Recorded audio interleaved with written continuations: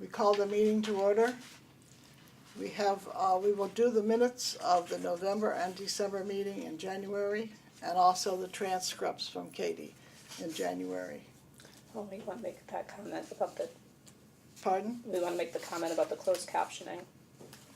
I'll let you do that, Sharon. Our scribe, Katie, brought it to our attention that the closed captioning for the past meeting showed a lot of obscenities, and we just want to apologize to the public that may have been offended by whatever they saw. We want to assure everyone we're not talking like sailors during these meetings. So we'll be working with Shrewsbury Media Connection to figure out how we can make the transcriptions more accurate for the folks that are counting on the closed captioning for inaccurate, information on what's happening during our meetings. Good, okay, thank you, Sharon. We hope for improvement this month. We'll see, yes. Everybody's gonna watch it this month. I I'm know. sure. And hopefully everything I just said isn't gonna be a string of It will speak Distinctly, that's right. Speak Probably clearly and censor distinctly. everything. Right, you're right. Okay, moving into our budget discussion. Proposed budget, 2020 budget. It's hard to believe, isn't it, it's 2020 already. I don't know how we want to go. We want to do the supplemental or do the regular budget first, starting with salaries and move on down. I think we all have those figures. And I brought the computer in so I can try to make changes right in the document. But we already have the halftime position that's on hold, and it's going to be placed someplace. We're not too sure just where, but we had that from last time. And we're not asking for another halftime, are we? It's still in the works. We'll have more information next month. But it appears as though right now the town manager is leaning towards making the funding that we have into a full-time position, and then giving us, that would allow another half-time position through the formula. So it's quite possible starting July 1st, we'll finally have some staffing levels that reflect the increase we've seen in the population growth. Well, that's good, yeah. Yeah. That's what I liked, the numbers here in the proposed budget. Our request to bring that level up, yes.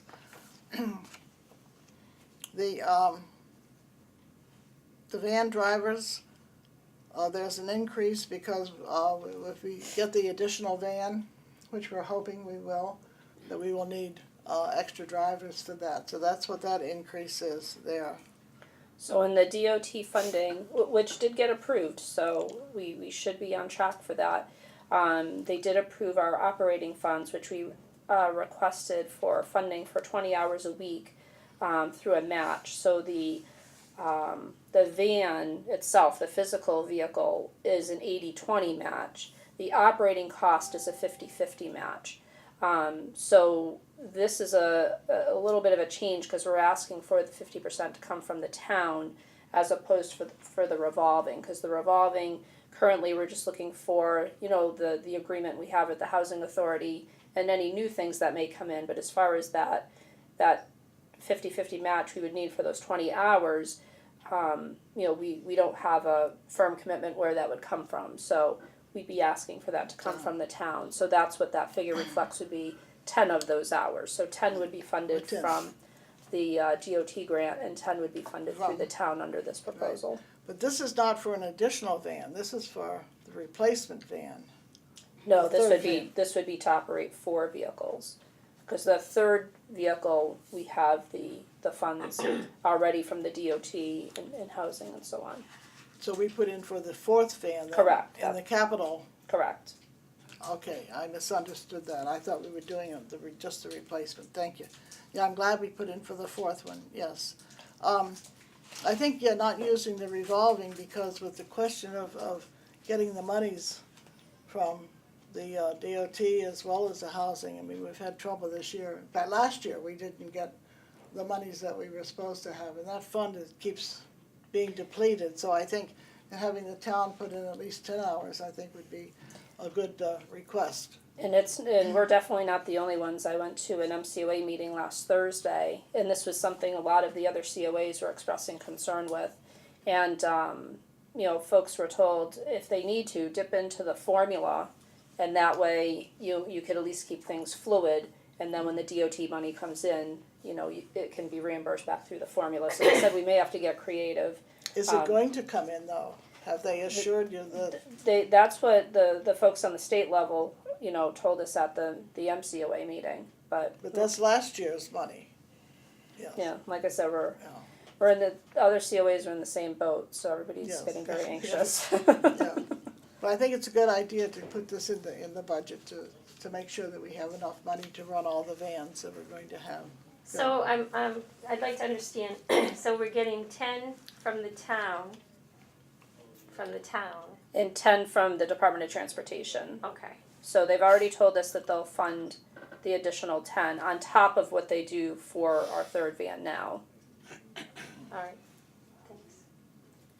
Okay, any other, I have a question. Joshi? I did not see a line item here for the 4 new computers, for the maintenance of the computers, the software updates, and, the routine maintenance that has to be done. Because now we're going to be part of the town's network, and I presume that John's people, or whoever is going to take, is going to be maintaining our computers. It has to be a line item. Well, we don't know it's going to be on our Right. budget or his budget. Yeah, it's my understanding it would fall under IT's, but that is something that we would need clarification on. As far as the actual equipment, that went in under the capital. Well, over here, under equipment, I see that it replaces 2 old tables, Right. Yeah. tables and chairs. I don't see anything in here that says 4 computers. Because we have that under the capital request. Yeah. That's a different budget, It's in there? under the technology proposal in general, Okay. so, yeah. But we do still need to get clarification about any type of maintenance cost or service Technology. cost that would be ongoing through the year. See, the technology, I haven't looked at this, the technology upgrade, you've got $60. 60,000. $60,000. Yeah. 60,000. I saw $60. Should make the- Hey, you can make it bigger. I saw the 60, sorry. 60, yeah. But the 60,000. 60,000 includes the 4 computers? Yes, I just made it kind of broad, saying that we have, we already know the sound system quote, which, is supposed to, I actually have a meeting this afternoon, with Public Buildings to try to get that project started. And so that will hopefully give us a better idea of how much we have to work with now that's been set aside. Because Kevin and Kristen are hoping they can tweak that figure and make that lower, but we need to get more solid figures from IT to know what that is. So if it's under 20,000, it won't stay in the capital, and then it might get moved to our budget. So if it gets whittled all the way down to that, we just need, computers, and certainly that will be under 20,000. Then that will find its way under our line items versus the capital, because capital is only for $20,000 or more. And that would come What under about- equipment then. Yeah, Okay. yeah. What about the sound system? Not just the sound system, it's that, I think there's a lot more than just the sound Yeah. system. There's the displays and all that stuff. Will that be under the 60,000? That's what I put in my narrative, that we still need to work on that with IT to get more firm quotes. So we're hoping to get a better figure when we have our meeting this afternoon to figure out, if the sound system funds that are currently with Public Buildings will cover the majority of the cost, how much do we want to whittle that figure down?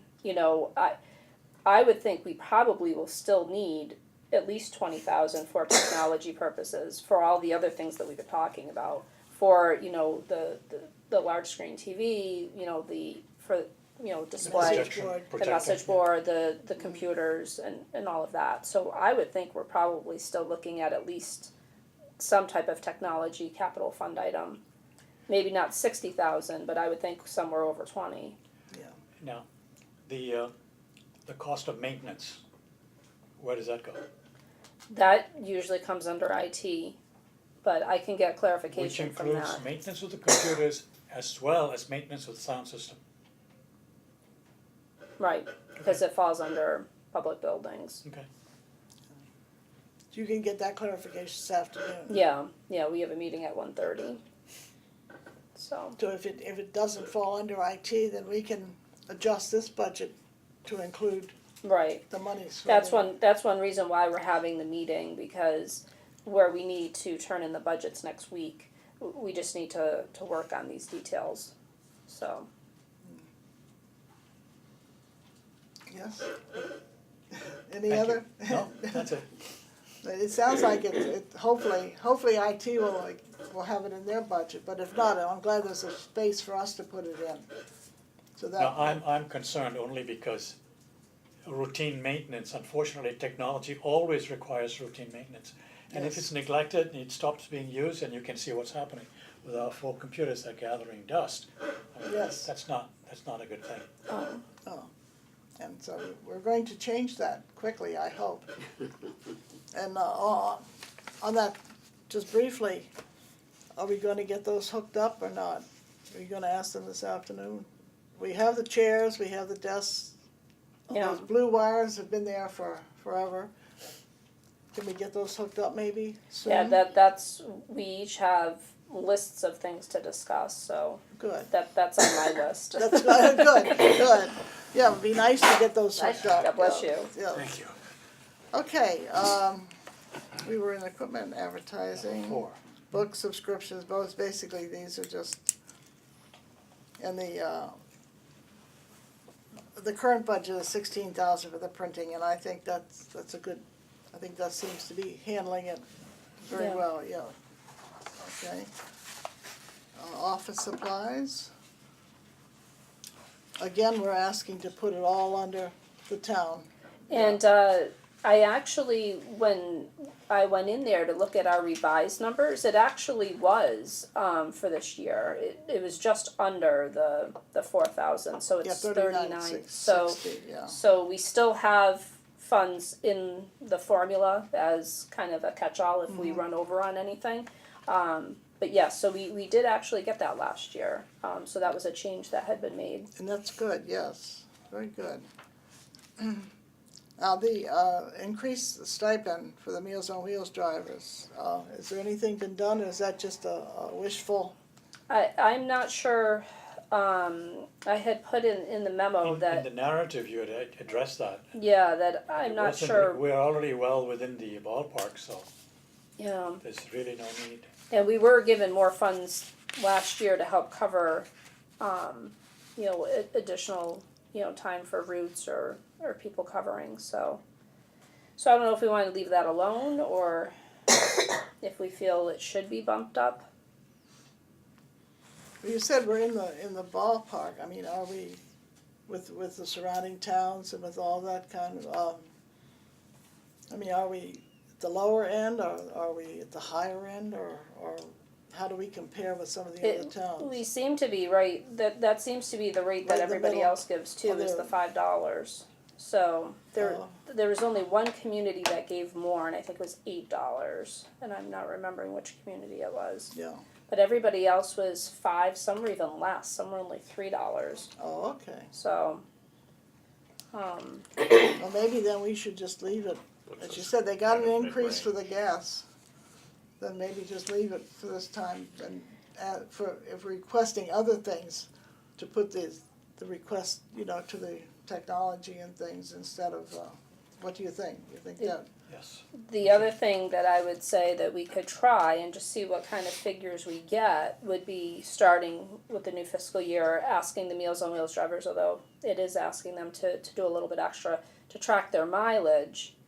And if it's higher than the stipend, to submit that, because say they drive 10 miles, right now the stipend's a little more than, the IRS says the mileage reimbursement's a little over 55 cents a mile.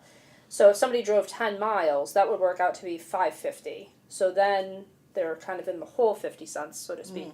So we could say, if you'd like to track your mileage, we'll reimburse you on actual mileage. And if it's above the $5 a day, they'll get what they actually drove, and we can just see what kind of numbers we generate over the course of the year. I don't know, but that's something we could try too, so that if people are driving more than 10 miles a day on their route, and they're going over what would be the 55-cent mile reimbursement, I just want to make sure that the drivers are being compensated. That's right, yeah, fairly. that's what we want, Yeah, yes. So, and then it would be up to them. If they just say, the $5 is fine, I don't want to check my mileage, then it would be their choice. But we could at least offer that. The problem with that I see is that most of us do a route that we're familiar with, and we do the same route each week. But the routes are not all equal. No. Route 1 goes from Wachusett Avenue, off of Wachusett Avenue, you know where that is. It's right off of 290, No. all the way down to Avalon, which is on Route 20. Oh, wow. Everything in between. Then there's Route 3, which starts from across the street here, all the way down to the other side of Route 20. Then there are other routes which is right around here. So you don't want, if you were to go into just mileage, then it becomes a problem to keep, and you're saying that people who drive certain routes, you'll get paid more. I mean, it becomes a bureaucratic nightmare to try and track everybody. And I think that so long as, I know one Meals on Wheels volunteer who writes a check to the friends each month for the amount of the reimbursement that's given to this person. It's volunteer work. I mean, we don't expect to make money off of it. So I think that we should leave things alone, at least for now, until somebody voices a serious complaint. And I don't think there has been a serious complaint, unless you've No. heard something I didn't. No. Why don't then we just leave it as it is then, Okay. as it has been, yeah, so. Okay, thank you, Shashi. And, the in-state travel, it's the same as last year, so. And the MCOA conference for 2020, I don't know that they've decided on a location yet, but because it was at the Cape this Yes. year, I would assume it would be somewhere more local for 2020. So that's the line item that we typically use if anyone wants to attend, the MCOA conference or things like that. But again, we'd always have the formula we could pull that from too if we wanted to do something like we did this past year where we all went into Framingham for that workshop or something like that. We have that line item, and then again we can work from the formula too. That's good, yeah. Well, that's it, since we're taking some of the money away from the formula for salaries, we'll have some extra money to do some extra things, which would be nice too. Yeah. Yes, good. Okay, are there any other questions about this part of the budget? So do you feel comfortable with me submitting it? Yes. All right, I'll start Good. entering it in. Very good, yes. And,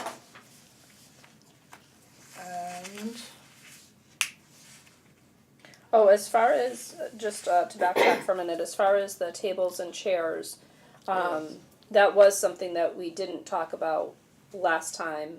We talked a little bit about chairs, but in my narrative I had explained about the event we had this past Monday, and we found, because we had to use every available table and chair for the event, is that something everybody felt okay with? Any other, I know obviously our building oversight committee is always, keeping an eye on the various furnishings and so on, but any other things that you feel should go under equipment in that regard? no, I think we need to ask the Friends for, to get part of the, or even additional, I mean, what you have for replacement is not gonna replace all that's needed. No, that's just what we know is currently broken. it needs to be And even the replaced. count is down from the original count Yes, by 50 chairs. by 50 chairs, so. Question? In addition to tables and chairs, are there other things that we need? I mean, I presume you're talking about the tables and chairs in the conference room here. Is that correct? No, Or the are we just talking table about and tables chairs in And the the, furniture in The main general? hall. In the main hall. In the main? the round tables and the chairs in there. But my question really is, are there other things that we need? Has the people been, has somebody else put in a request for something else that we need, that could go in capital? I think, other than repairing broken, Right. some of the things get broken that have to be replaced. But usually the Friends will do a lot of that, because that's what they do, is raise funds. And they haven't spent a whole lot lately, so I think we could ask them to do, I think we have 200, didn't we start with chairs? Started with 200, we're down to, Lillian had counted them, and we have 156 right now. So we have 156 that we used on Monday. Yeah, So, obviously replacing 50 would be a lot, but even then, the 156 chairs that we have, probably close to half of them are still originals. Because the previous Building Oversight Committee, Colleen Tenenholtz was trying to make sure that we were replacing at least 20 chairs a year. And we haven't done that in a few years, so that's right. the existing chairs will more than likely need replacement, at least within our next, the strategic plan that we're talking about, because those chairs will be over 20 years old.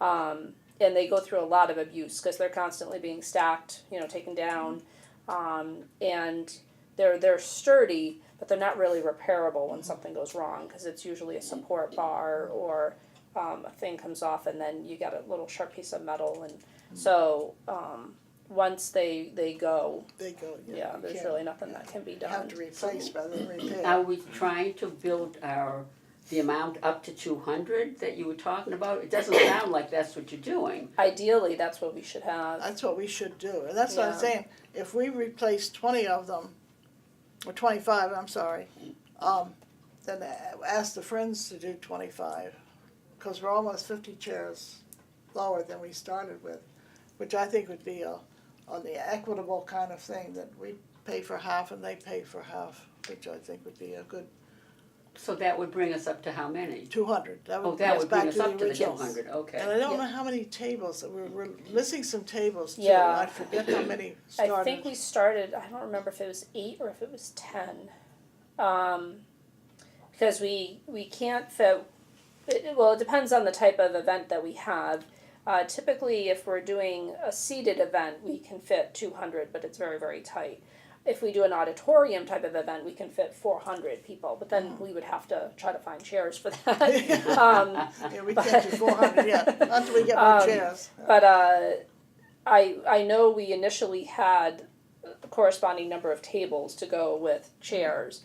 That's something we'd have to revisit, because we can get quite a few at those long tables that fold up. We can get 14 at those, so we can, when we're doing a big event, we can get a lot of people at those long tables, and they don't take up nearly as much space to store as the It's round tables ones, do. yeah. But for most of the events, we're using the round tables for the movie, the men's group. The round tables get a lot of use, but again, they're constantly being folded up, taken down, so some screws have broken on a few of them, and I know we're down at least 2, which is why we put down the 2 tables, but two it tables, yeah. might be as many as 4. That's something we'd have to double check and see just how many tables we're down. But I mean, we're certainly down some, because we had just enough for Monday's event. And so if we had 200 people, we would have been short, a certain number of round tables and long tables. So yeah, that is That's something what I that think, we'll have as to I check. say, to go along with the chairs, if we do half and then ask the Friends, or so if we're doing 2 tables, and ask the Friends to do 2 tables, to make it an equal kind of responsibility. So, Yeah. Do any of the chairs in the craft room need replacing?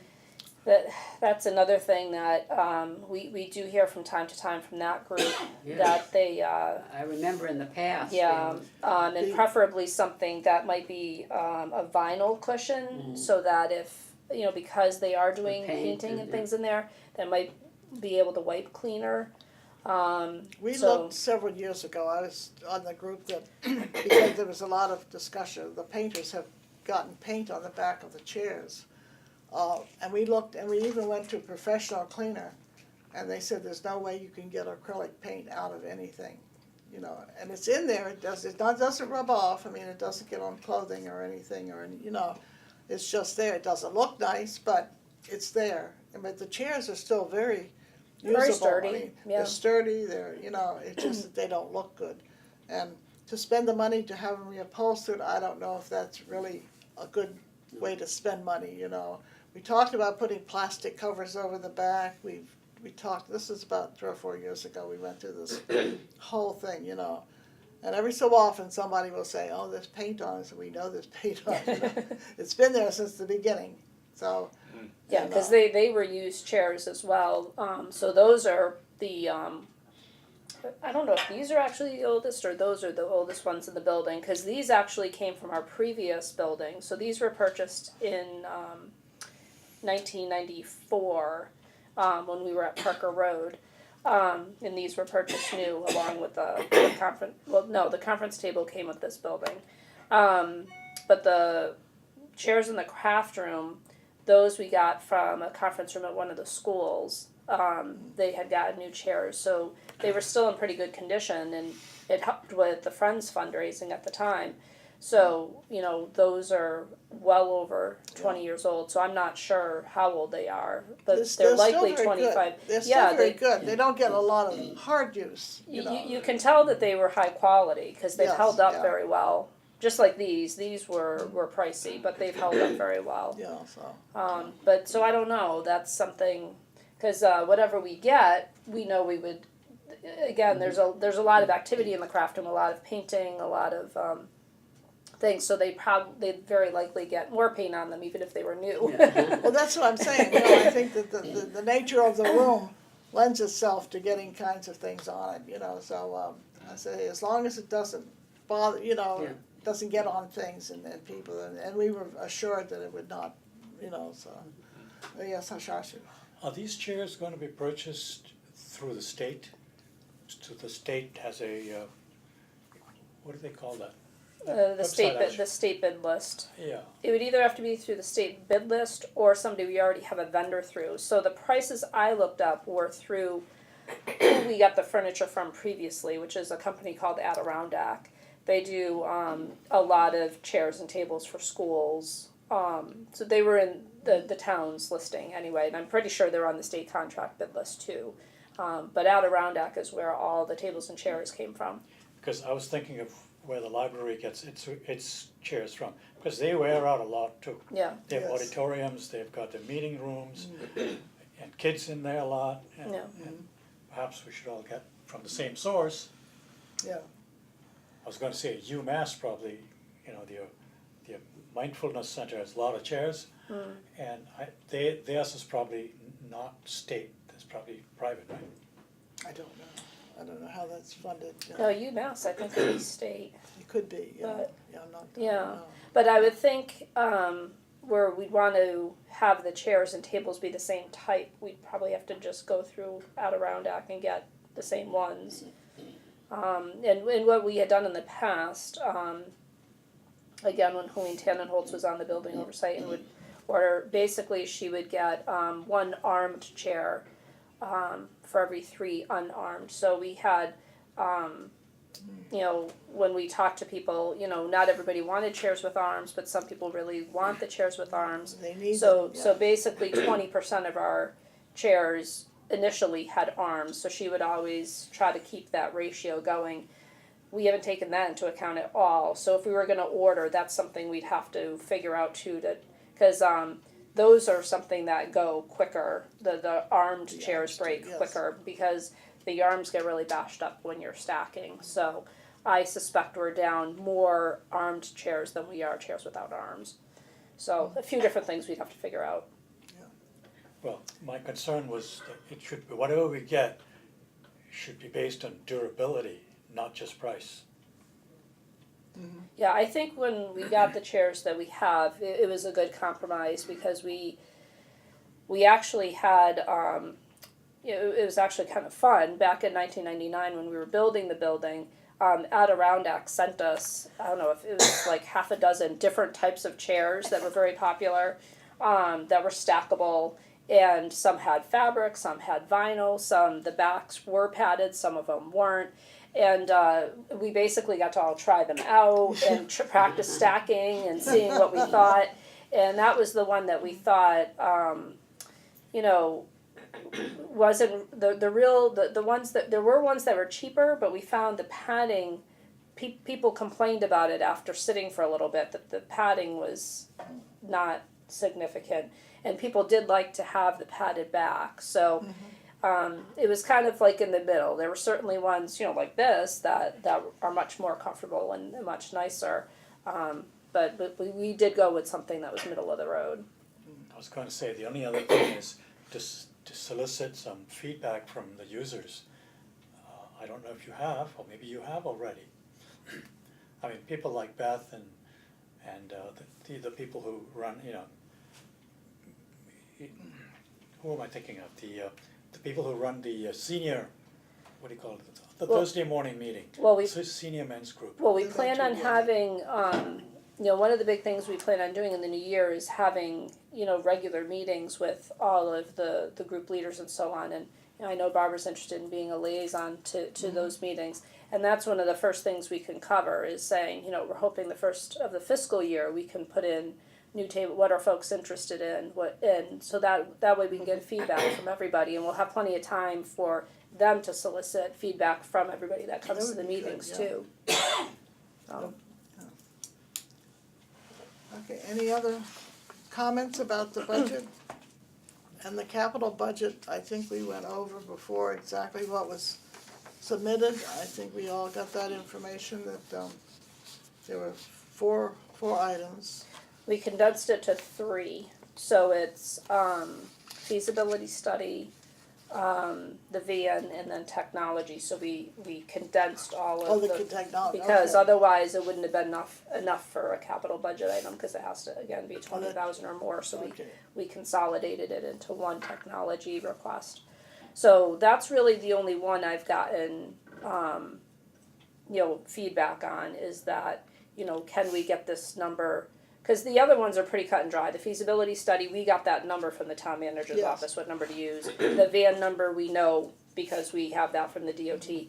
That's the only kind of ambiguous number because we have the figure from the quote.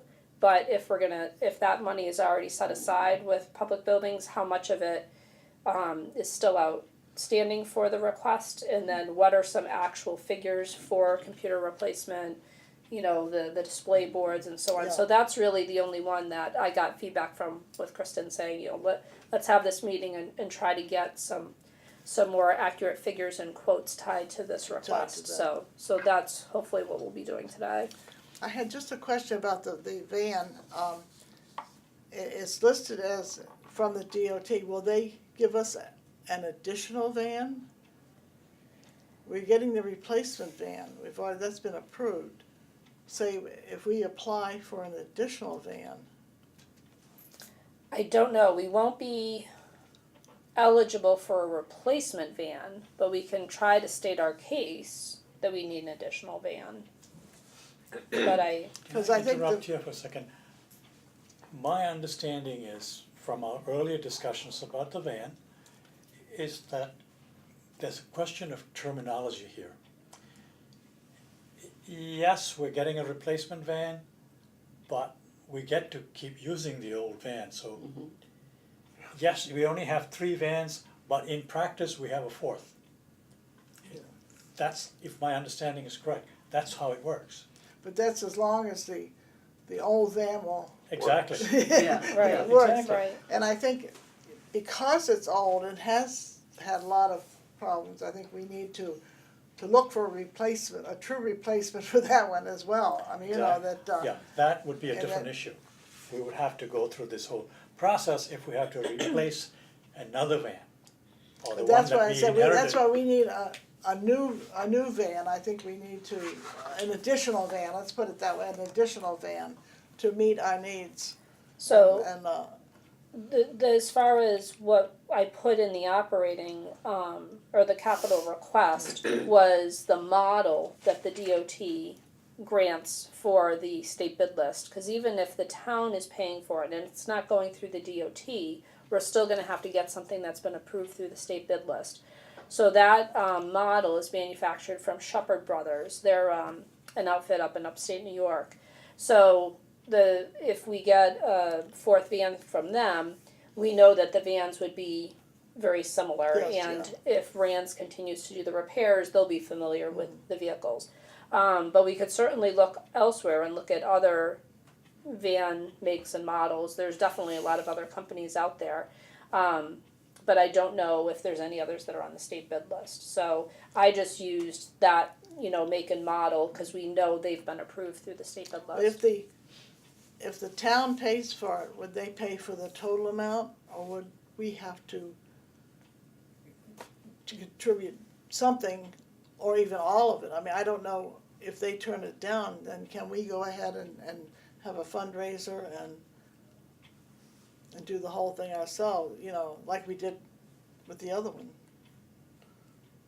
I don't know, Yeah. And that, again, might be something as, the town manager goes through the budget requests, he might say, we can't fund the van in its entirety, is there any way the Friends might be able to come up with the 20% and the town will match with 80%? Or a 50-50, or, something Yeah, like, something like that. so it's a When are we possibility. actually gonna get the replacement van? When are we gonna get it? Yeah, Next year sometime. Yeah, probably by fall, by fall. so We have to hope usually that it's, it does, and we have to hope that our current third van doesn't break down before then. yeah, Yes. not Okay. covered, so we did have an issue with it yesterday, but thankfully it wasn't, an engine issue, it was a heating issue, cause, I don't know if you heard some of our chaos that we were having yesterday, but yesterday we were not able to operate the third van, and we had to farm everybody out to cabs, cause we had no heat, and it was only 16 degrees yesterday Yes. morning.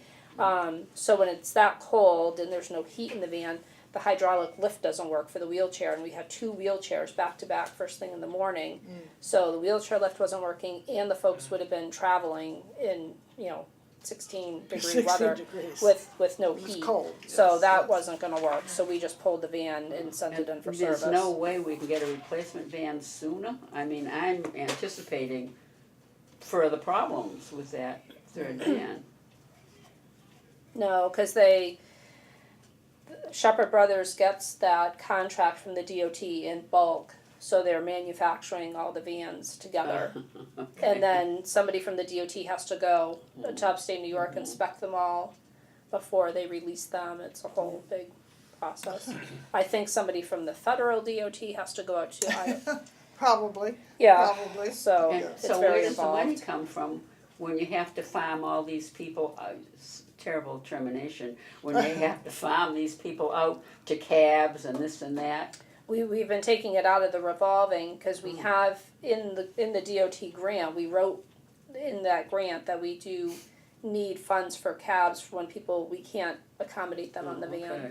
So That would be a good reason, a good backup reason, why we need an additional van, yeah, so, maybe we can, well, we'll see what the town does and see what they come up with, and then, as I said, we put it in there and we'll just see. And we will know in, March, probably, when we visit the finance committee, we can kinda tell how they're leaning, and also the town manager, what he says too, so we go. So is there anything else on the budget? Are you happy with what we're putting in, and is there anything we have missed that should be included? Yes. Only question is, if after this meeting we come up with an idea, what's the time frame that we can make changes to? it'll have to be quick, because the budgets are due on the 19th, Okay, so, It's a week from today, yes. so Yeah. if if you think of anything, Next Wednesday, tell me yeah. right away. So I don't know, I did include, what the percentage increase was, cause, you know, obviously this is only our second, budget process with the current town manager, but I know the previous town manager, used to look a lot at percentages and didn't like seeing big jumps, in percentage increase. I don't know if the current town manager or the finance committee would consider a 13% increase to be an exorbitant request in 1 year, so I don't know, so. I think it depends on what you're asking for. I mean, you know, the van itself and the feasibility study, which are the two major expense things, you know, that, That doesn't go into our percentage increase, the percentage doesn't? increase is just the operating, oh, okay. so. Well, we'll see what they have to say. And maybe they don't care about percentages. I don't know if Kevin does or not, yeah. So, anything else on the budget? Okay, then let's move right along to the gift fund. If you remember last time, we talked about changing some wording. And we changed the second subcategories from the small home repair to outreach. And that just tells where the money is coming from. And then on the other side, examples, I had just a little change of wording, I don't know, it said these funds would, instead of go toward, but be used to help. These funds would be used to help a senior in need, particularly to cover seniors' well-being in the midst of a housing and other serious crisis. And I think then the rest of the wording is the same. I think it's just the first sentence that we included. Yeah, when I looked at my notes, that was the only thing I had noted, so I didn't know if I had missed something, but I just had to change those two spots. Well, then you list we list the examples of the dumpster and the air conditioner and those kind of things, you know, that, Well, you'll see in our, in next month's, gift account report, which I know we'll get to in a minute, but this actually came in very helpful. Last week, Walter dealt with a resident whose furnace broke, and he wasn't able to afford to get the furnace fixed, so he had no heat. He wasn't a fuel assistance recipient, so he was really stuck, and he needed to, he said he could pay for the repair, but needed to do it incrementally. So we paid for the repair out of the gift account, and he's already paid back 20% of it. okay. So his intent is to pay it back to the gift account in full. But again, we have that flexibility through Now the that gift we account have. that we can do that. And I was telling Louise, we had talked about trying to get a credit card or something, so if we had to put somebody in a hotel or something like that, we could do something that would be, you know, that we could do in an emergency without having to get a check cut and things like that. So where we currently get a lot of our supplies from BJ's and we do our shopping for the movie at BJ's, I did go and pick up an application for a BJ's card, credit card. That would also be a membership card, so I need to talk to Mary Thompson, the town accountant, to see how that would work. She initially had said we could get one just to buy our supplies, and then that way, instead of having to reimburse the employee that went to go buy the things, the bill would come in and then we would just pay the bill. So I would assume that it would still work the same, and that will hopefully do the trick. But I just need to find out how that would work, and would it be tied exclusively to the gift account, or would it just be tied into the COA, and then we would assign where the bill would get paid from depending on what it was spent on. So those are the things that I'm not quite sure on, but I Yeah, I did pick think up it an should just be application. to the COA. I don't think you wanna limit it just to the gift fund, I think. No, because there's There been, could be other things that would come up that would not involve the gift fund, you know. well, because there have been times where we've had to run out and get something for the van. Yeah, And the drivers, you know, have had to just pay for it themselves, and then we're reimbursing the drivers, whether it's oil, yeah. defrosting stuff, windshield wiper fluid. Usually we try to stay well stocked, but once we get into the winter months, you can go through that stuff pretty quickly. Yes. So, but Okay, I think we need to vote on these Can I changes. have a question? Yes, When it comes to emergency housing, what does the state do and the town do? I mean, the state must have had people who lose their houses because of fire, whatever it is, and they put them up in hotels. Is there some way we could be part of that? It's tricky. We had our community partnership meeting. We had the last meeting, I think it was in October, and we had somebody from SMOC that handles our fuel assistance stuff. Their office also handles those vouchers for emergencies and things like that. Came and spoke to the group on how things like that work.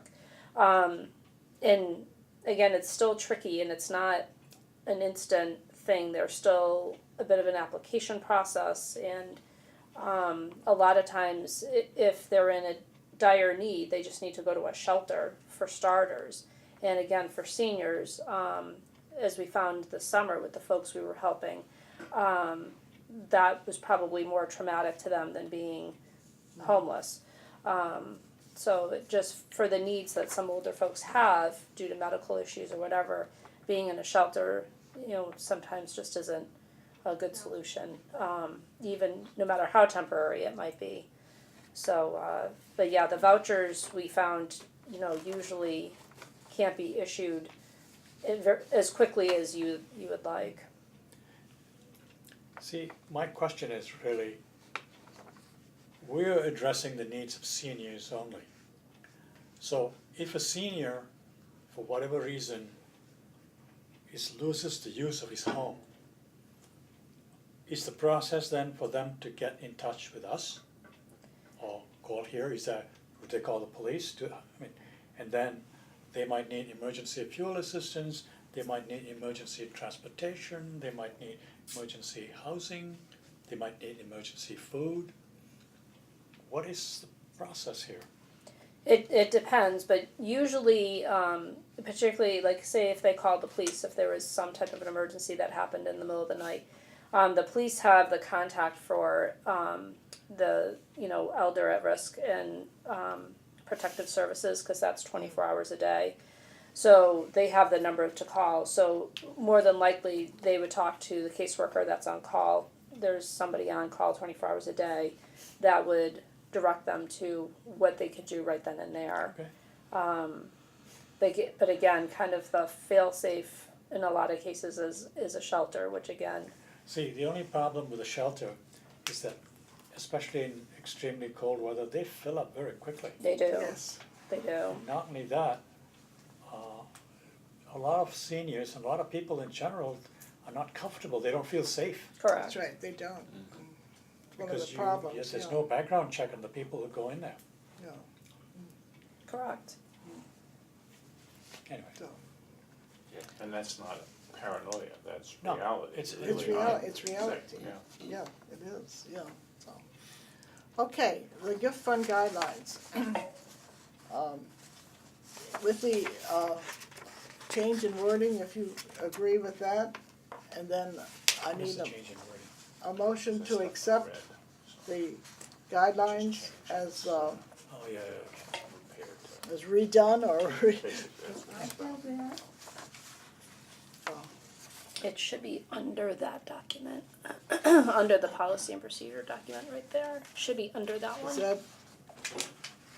Yeah, It should just be a one-page front and back. The last page should be.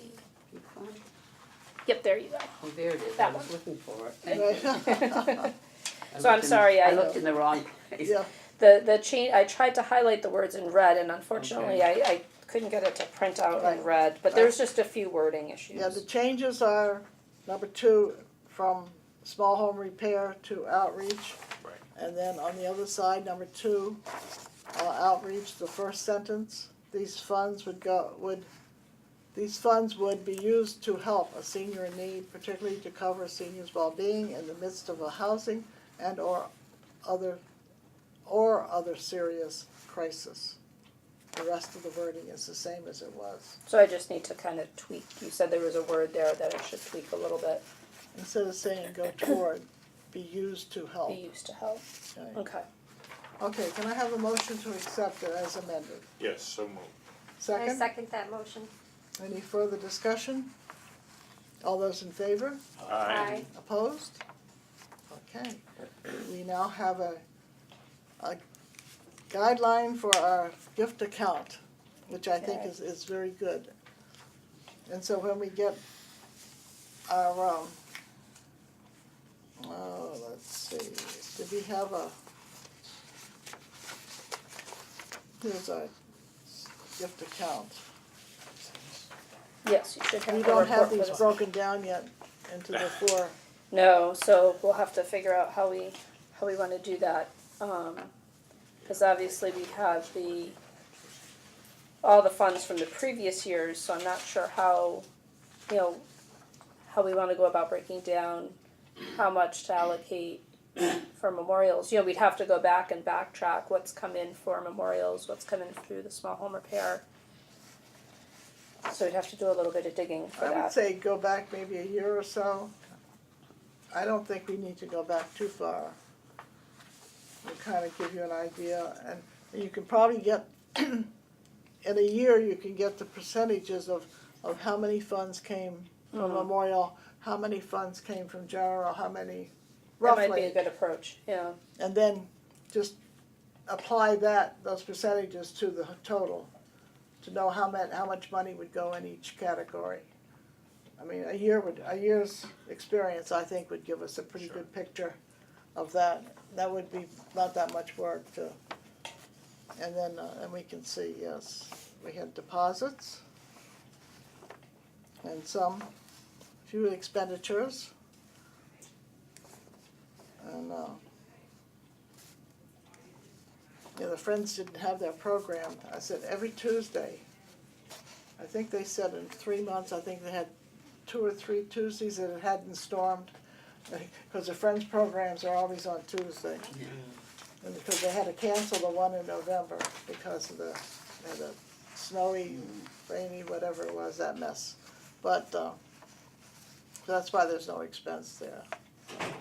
And the second program for the Memory Cafe won't show up until the next one, so I've got the Right, first yes, one I on just there, gave you but- that. Yeah, I gave, yesterday, yes, that was my fault that I had not done that. I've been- I might not have been able to submit it in time to get it for November Right. anyway, cause it was so close to the end of the So month, that would be right, that's- that would be in the Yeah, next so that will one, show up in yeah. December.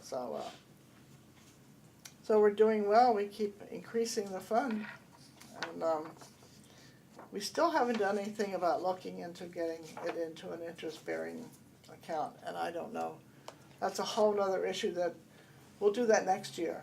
We'll look into that next year and see if I doubt if there's any way we can do it, other than maybe go through the Friends, I'm not sure if that's Still even, don't understand the restriction on. yeah, I mean, Makes no it's sense just, to me, but I know it. It It's- is, we can't do anything It's about it. there, and we Yep. just need to see, maybe Mary Thompson can give us some insight onto how maybe we could do that, because it's just a shame that we don't have, some interest Yeah. in this money that we have accumulated, it would be very nice, yeah. We don't have the formula grant, Yeah, unfortunately, that was the only budget report I was able to finish, cause that was a pretty and the quick one. revolving account either. We still haven't gotten any monies for the revolving account. No, so What did the housing, every month they meet and they still don't do anything, what's their holdup? I did touch base with Kelly. She said right now, they just want some type of proof of insurance from the town. So I've gotta get that from Kristen and get that over to her, and then hopefully that's the last thing that they need, and then we should be good to go. What kind of insurance? Proof of insurance on our vehicle. For the formula grant? Oh, no, this is, revolving. for the housing, for the money that they contribute to the van. For the revolving account, For the revolving account? Yeah. yes. So this is new. We haven't had an agreement with them in this in the past. It's always just been something that they've just given us. And then apparently they were audited last year, and now it's kind of become a big thing trying to figure it all out. But hopefully we're getting closer to wrapping it up. Well, I mean, this goes back to last year, we have not received any funds from last year. So, I said, and here we are halfway through this fiscal year.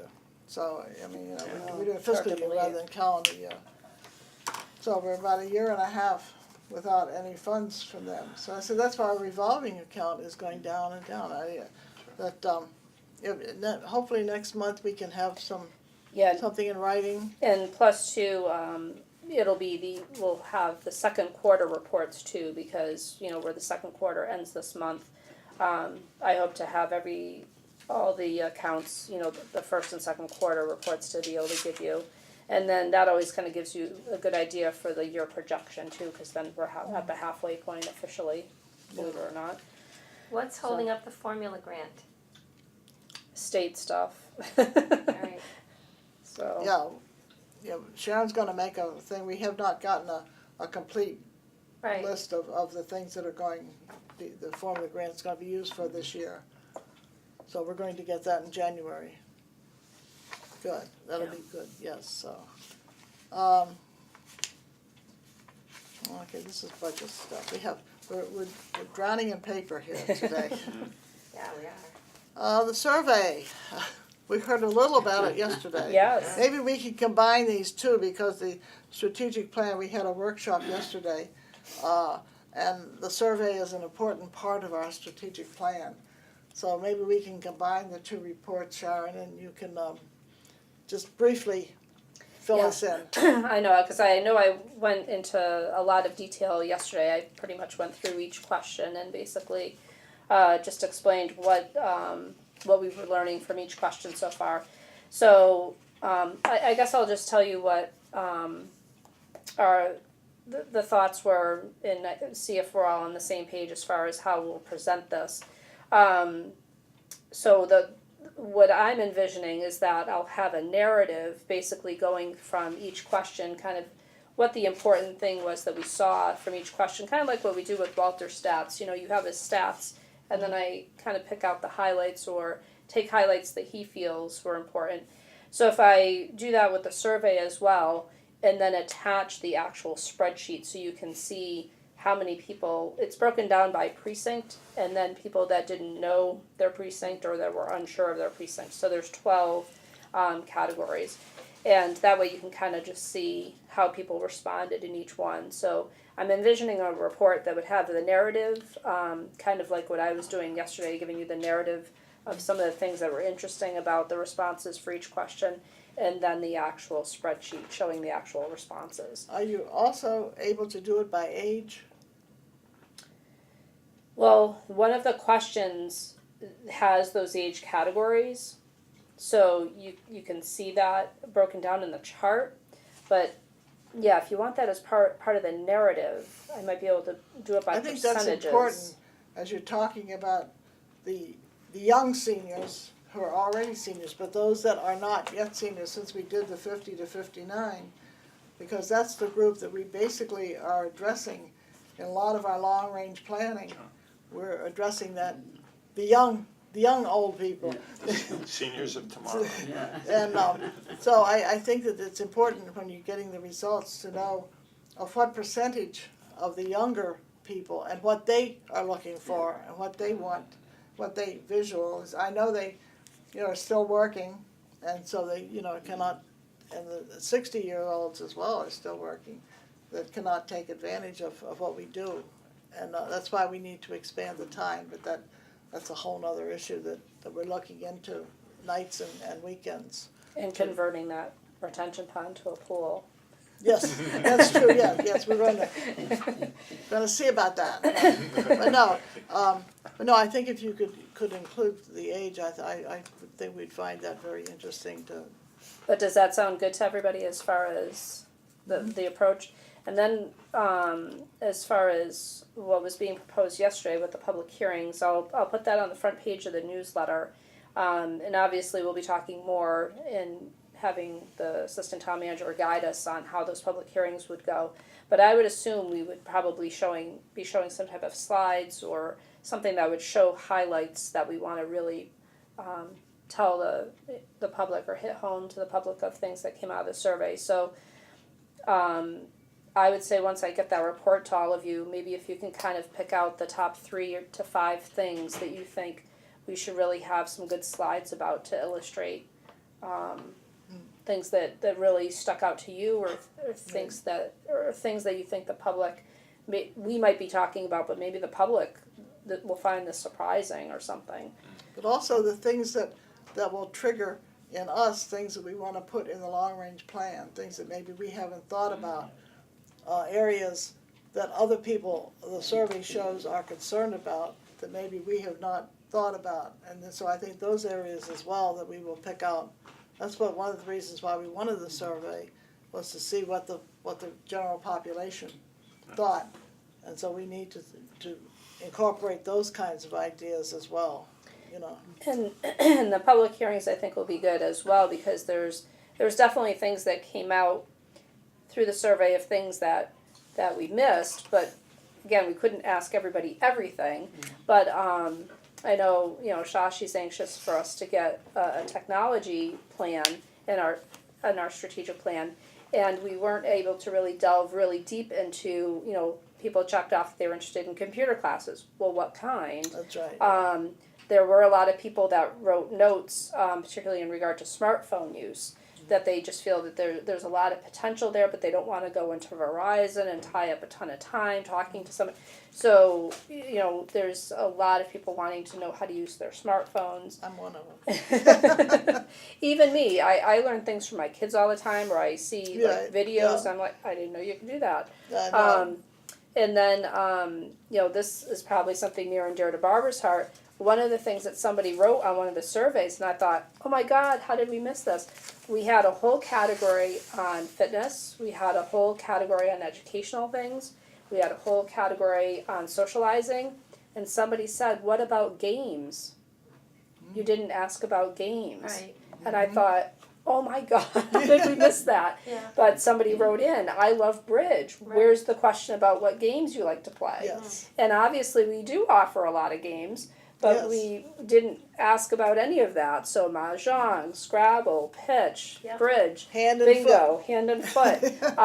But some people wrote in things like chess or checker tournaments. Yes. And so there's a whole lot of things, but again, we couldn't ask everything, or the survey would have been 100 pages long. Yeah. But hopefully these public forums will give us that opportunity to ask more things and be able to point out things we know we didn't get to ask in the survey, and hopefully get feedback from the public on those things too. And we established the date for that and the time. Do you remember what that was? I know I wrote it down, Yeah, but I don't know if I brought it in. It was, Oh, I got it. oh good. January 31st, 2 o'clock at the senior center and 6:30 at the senior center. So January 31st, 2 meetings, in the afternoon at 2 o'clock, in the evening at 6:30. I was also wondering if there was a big difference in the survey, those under 60 and compared to those 60 to 65, because those in the 60 to 65 bracket are closer to retirement even. They might be thinking even more so Well, that than could those be. under. That could be as well, yeah. So I was wondering, the 60 to 65 group, Yeah, that group as well, yeah. And that's unfortunately one of the shortcomings that we have right now, where this is strictly just a tally that we can't do the queries. Because Oh, we didn't get to query, no, that's a whole other project that we're still Oh, hoping that okay. we can have a student do. okay. But just anecdotally, when I saw that woodworking, for example, that was something that we saw a high interest in. I flipped through to see, was this a generalized thing, and it was predominantly men that were interested in woodworking, and that was just something I got just from flipping through and kind of again anecdotally seeing that was something the men were interested in. But we could narrow that down more if we were able to query and say, well, what are the ages of the men that are Yes, interested in woodworking, or how many people, Do you- 65 that are close to Yeah. retirement said this, or Are so. we going to be able to get that so that we can query? that's what we're hoping to do, so, you know, Kristen Find said. someone that can do that. Yeah, Kristen said she was putting out some feelers to see if we could do that, at the beginning of the year, so that we could, again, have this database that we could go back and query anytime Yeah, and be able to get data from. I think that'll be important, I think, yes. Yeah, cause right now, there's good information, but there's a lot more we could get if we can narrow it down and query, how many women think this, or how many women in this age group are interested in Yeah. this, Yeah, so, that's good, yeah. so. Well, I'm glad we're at least this far with the survey. It Because is for a while, we weren't, so exciting to hear any result from I the survey. It I don't think we'd ever absolutely get anything. blows me away. isn't that the truth? I know it, yeah. Oh, well, before we move on, I'm leaving and turning the meeting over to Shashi. And I wish everybody happy holidays and Same to you. thank you. And I'm sorry to leave, but I have other things. Have fun. Yes, Thank you. enjoy. I shall. Thank you very much. You wanna move over here, Shashi? I might as well. And I'll take my name off and put your name there. And now I didn't grab the gavel for you. Should we grab it for Shashi? Do we need the gavel? Need the gavel? I don't think so. Take It is care. it is an unruly group. I think that maybe he does. okay. Especially with this many people. Yeah. Do I have to yell? No. I don't have to call the meeting to order because Louise already did. So moving right along. Item 5 is review act program services, activity updates. Do you want to take over and tell me give me an update on each of those items? Sure. There's not too well, we kind of actually covered on some of these already just in our Yes. discussion on the capital budget items. So there isn't really too much to report here. As far as the DOT, the replacement van. Unfortunately, I still haven't typed up the driver survey report, and it's just a very quick one-page thing, and it's just something we just haven't gotten around to doing. But we will need to get that together because the drivers had specified some of those add-on features that they wanted to see in the new vehicle. And once the DOT gives Shepherd Brothers, the manufacturers, the go-ahead, they'll want to know about what add-ons we want right away. So that's something that we'll be needing to firm up. Excuse What me, I have a add-ons did question. they want? How are you going to, how is this managed? In other words, Shepherd Brothers are building a fleet Correct. for the entire order. Yep. One of which is Is ours. Yeah. At what point do we go back and tell them, or is it like ordering a car where you specify your options? Yes. And they know what options we need? Right. So at some point in the process, they'll be telling us we're at the point now that we can put in what your options are. So they vary. They give you a whole list of things. So there are things like a heated seat, a leather seat, extra mirrors, different camera options, different lighting options inside the vehicle. So certain things like that. So they give us a whole list. The drivers have gone through them and pretty much reached a consensus of some of the things they want. And some of the things it's tough because like one of the things you can get is like a thing that goes behind the driver, which kind of buffers the driver when they're driving so that they don't have the noise if folks are talking and things like that. But at the same time, that can be a bad thing because if you have a passenger, wanting to tell the driver something, it can be hard to hear them. So there's some of the things that the drivers are discussing amongst themselves. So should we really have this? Should we not? Like the leather seat issue. A few of the drivers like the idea of a leather seat. Some of them say in the summertime, no way. So you have the difference there. It's hard because you can imagine how it is buying a car, trying to get two people that are going to share a car to agree. So when you have a whole bunch of people that are going to be driving this vehicle, trying to get everybody to feel the same about some of the options is interesting. But we'll include that in our driver survey report because that's one of the things that they went through. So as far as Walter's monthly report, unfortunately, you're only just seeing that this morning. Nothing too earth-shattering today. Walter said, thankfully, he's getting a little bit of a breather from that big rush of applications that he had, because that had hit an all-time high last month with fuel assistance applications. Despite new applications being open November 1st, the numbers are more traditional for this time of year, so he's gotten a little bit of a breather there. But still a lot of phone calls and emails and everything else. A lot of house-related issues this month, particularly where we had that early snowstorm, kind of early in the season. He got a lot of calls about snow removal and weather-related issues for homes, questions regarding getting electrical work or contracting work. So a lot of times, somebody will call asking if there's something that the small home repair can cover, and then if it's not, Walter will refer for a bigger job, because anything again electrical or plumbing, the small home repair program can't do, just for liability reasons. So then he refers to different places for folks to look into. Question, does Walter have to interface with caseworkers? Yes. So he has that in place already when a particular customer, for the want of a better word, needs to work with him, okay. Yeah. So, any questions regarding his statistics this month? Just My notice question everything's still in up general- significantly Yep. from last year. My question in general is, when I look at all these reports, if you could give us a feel for how we're doing this year relative to same time last year.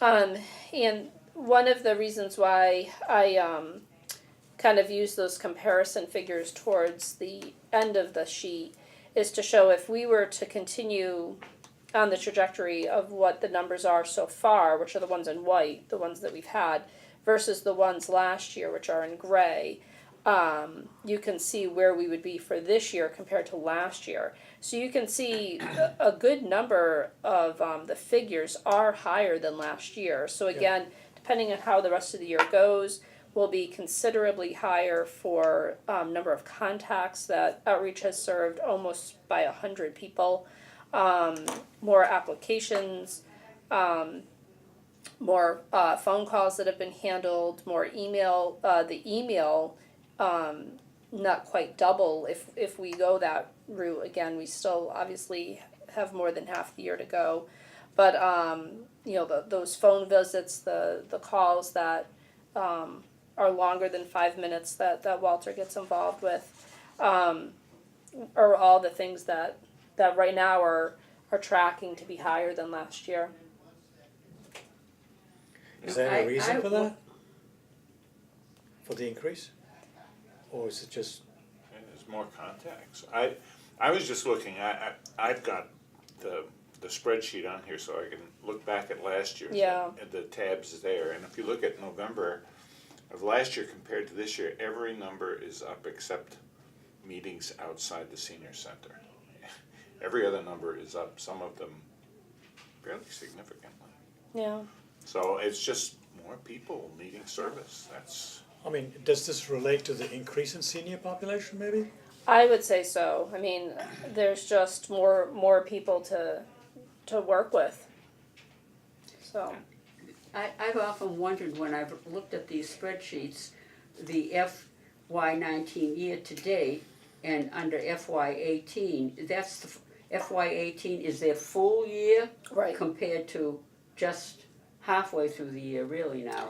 Well, the year-to-date figure would be, again, if the numbers in gray from if we stay at that number, if we hit that number again, that's what our year-to-date would be. So basically, I'm using last year's numbers as a projection, assuming that So we. this is where it says year-to-date on FY19, that's a projection, Correct. that's not really year-to-date. Correct. Oh, okay. Yeah, it's a projection using, And Alright, that's what I had It's not wondered even right really a along. projection, because, you know, if everything is going up Yeah, from right, last it's year not to even- date, it's it's not not even gonna accurate. stay even No, next no, year, no, so that's that's kind of almost a minimum number. yeah, it's just for to the just year. give you a very rough idea, just at a, kind of at a glance. Yeah, So you can kind of see, you know, apples to apples, what we could be looking at come year end, depending on how the figures play out the rest of the year.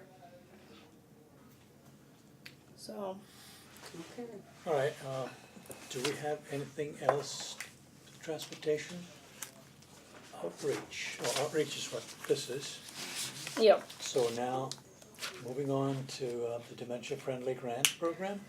So, just to give you an update on that, so we've partnered with the residents at Orchard Grove. They've offered to help with all the trainings that we're planning for the community. So they wanted to start with the first responders. So they've contacted police, fire, EMS, and they'll be starting those trainings after the first of the year.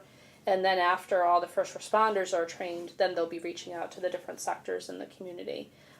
Once we do that, we'll be probably very close to being on our way to becoming an official dementia-friendly community. So I know the dementia-friendly community action team that we have is hoping that we can become a dementia-friendly community during the course of 2019. So that'd be kind of a fun thing if we can get that actual accolade. So we'll see what happens, but they did submit, I can send a copy of it to everyone. They did submit what their proposal is as far as how they plan on rolling out the trainings. And then, you know, once it goes into the public sectors, we'll be putting that in the newsletter. And then any business, restaurant, anyone who participates and takes a training will be getting a sticker that shows that they've become, you know, that they've taken the dementia-friendly training. And it will incorporate the Dementia Friendly America logo as well as the statewide logo. And then we're talking about maybe coming up with something, you know, that incorporates us, you know, from the town too. So they would be able to place those on their doors, and then we could have a listing available here and publicize things in the newsletter of various places that are dementia friendly for people to go to. That's great. Yeah, Yeah, that's exciting. really great. Great. And can anybody that wants to be trained be trained? Yep. Excellent. Yeah. In fact, that is something that we may want to do as a board in a workshop or something like that, or do with the staff together. Walter and I have gone through the training, but particularly where we'll have different staff folks coming in the new year, making sure everybody goes through that training. We could all do that together. Because we'll have to have them do their CPR and all that stuff too. So there'll be quite a bit of training to do, and we'll have to do our van drivers. They do a sensitivity training, but it'll be good to have all of them go through the dementia friendly specific training too. So that's All right. where that stands. Cliff, you going to talk about the Memory lane, yeah. Well, it's going well, but attendance is really low. Well, It's not been. What a difference. My dance group performed at the Memory Lane Cafe here, and Yeah. just last Friday at the library. Yeah. They have such a great attendance there. What a number Yeah. were there, whereas here, I felt badly, really, that there were so few. Right. They've been at it a year. Well, I and realize the that. trends are that you kind of have to Yeah. build a constituency. But, the marketing of it is an issue we're really gonna have to pay some attention to. Initially, it's easy to get the word out, but it's old news now. So you Yeah. go to the local news, outlets, the community newspapers, for instance, and we covered that, unless you've got something really earth-shaking, earth-shakingly different. So that's something we're So really what, gonna so need what do to- we do? I don't know, if you had a good answer, you know, we've got to think about that. One of the things that we do is we send out a flyer that we invite people to post, and I put that together, and I look at it now, and I say it really doesn't draw your attention to what this is all about up front. So that needs to be redone. Hopefully when people get it, it's going to, I don't know, we send out almost 50 of them every month. So they go out to businesses, they go out to churches, they go out to institutions. Even one goes to the library. I don't know if we get one from them and post it, but you know, whether or not those things get posted is something else again. Right, oh, that'd be good it would be great if the library, just as we have talked a lot about the library having Memory Cafe, I wonder if they're doing the same for us. Yeah, well, there's some conversation between Mary and Priya, who does the Memory yeah. Cafe at the library, so they are trying to sync together. And I think there's been at least a couple of them that we had folks coming that didn't have dementia and Well- just wanted to take part, which I thought was Yeah. really good. Yeah, and at least in a couple of those cases, they were people who are concerned, they're fearful that they may be having experience of it. And there's a certain amount of memory loss that goes with aging. So Tell me about it. I think I remember that's true. And so, you know, it's not easy to distinguish between what's just normal and what's a sign of dementia.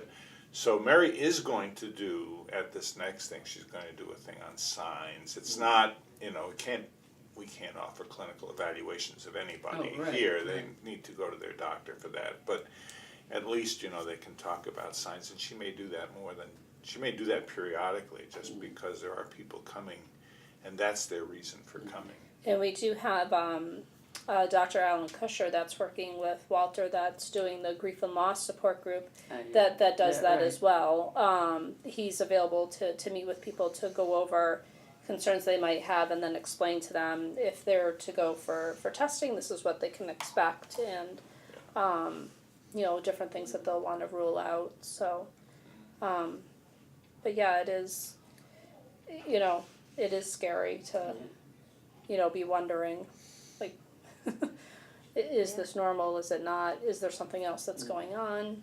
Yeah. And the big thing is, I just think from all the workshops I've attended and thing is never just assume anything, because there are other things that can cause memory problems that aren't dementia, and some of them are reversible or treatable. So hopefully helping to educate people on what those things are and will all help.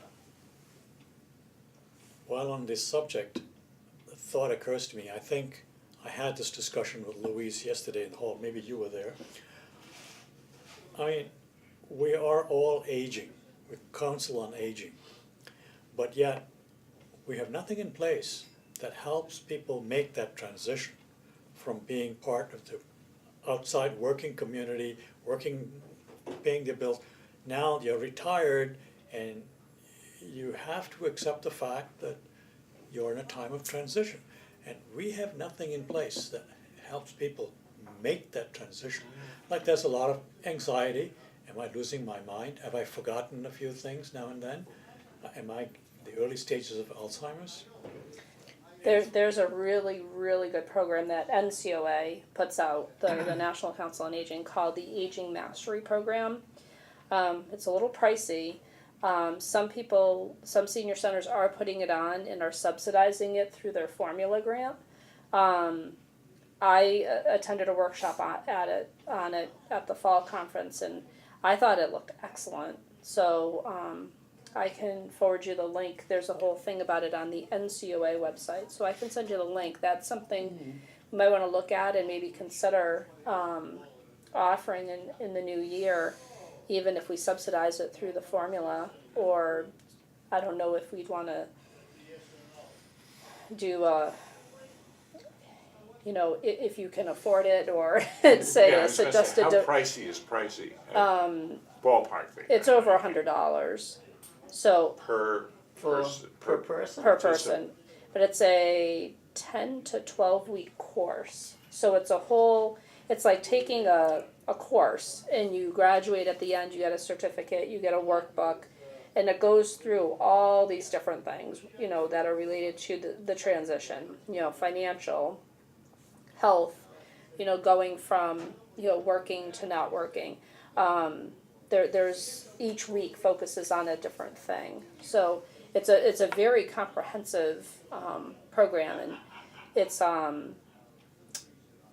I forget what they call it, but basically like it's a program that, like, if we went for accreditation, it would meet their criteria, because there's like a component where folks would say at the end, did you feel you learned a lot? Did you felt you?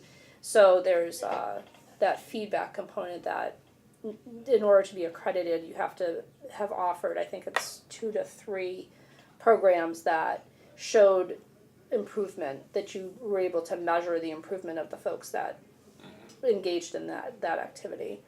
But yeah, so it's like $100 or so for the course to include the instructor, because somebody would have to go through the training to become an instructor. So that covers the instructor, the workbook, and all of that. So some of people are doing it through the formula, and the formula is covering half. So it's a $50 course, which is similar to when we did like the 55 Alive program, the driving program. I believe that was I think actually they did it at $55. I think it was 55 Alive was $55. And that was, you know, give you a workbook and so many lessons and so on. So again, it is a little different, because typically we've tried to make things as low cost or as free as possible, but some of these programs you just can't. But then again, there's that whole you get what you pay for type of thing. With some of these things, if you want the materials and the instructor. Actually, I wasn't thinking of anything that complicated. I think that it might be too intimidating for most people to cough up $100 to find out, oh, I'm still not sure whether I'm having Alzheimer's or whatever. Or am I just becoming forgetful? Yeah. My thought is more along the lines of Walter, or outreach person. Somebody wakes up in the middle of the night, has anxiety about, do you think I'm really losing it? Who can I talk to? Do we have anything? Perhaps we need to have something like that.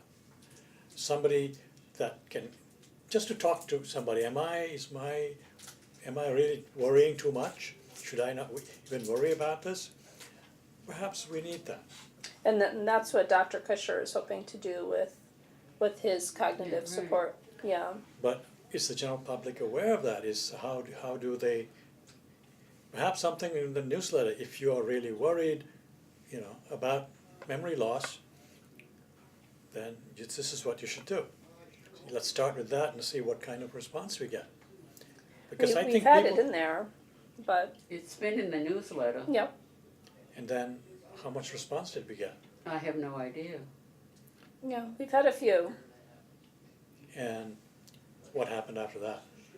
Well, it's a monthly, Okay. so, and then if, you know, I suppose if somebody felt that they couldn't wait until the following month, they could always, you know, talk to Walter, and Walter could try to get them in touch Right. with somebody right away. But hopefully if somebody felt the situation was that concerning, they would call their Sure. doctor. But at least this is, you know, a monthly activity where people can just come in and chat and just learn more about cognitive functioning. And Right, I hope that will be in the newsletter quite frequently, a write-up concerning it, because I was interested in seeing that something like that was being offered. you know, So sometimes it's just an initial write-up, and then the following months you never hear from it again. right, because a lot of times when we do ongoing things, we just kind of talk it up and then it's ongoing. But then if people are, you know, have a new issue come up and they didn't catch it, then Right. so. So that article should be in like every other month, if not every month, you know, Yeah, we plan on having it be in there again in January, so. Oh, okay. All right.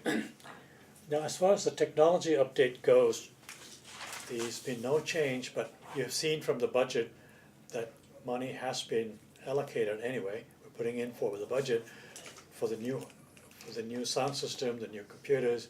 We need somebody to maintain both our websites, the COA website that's off the town website.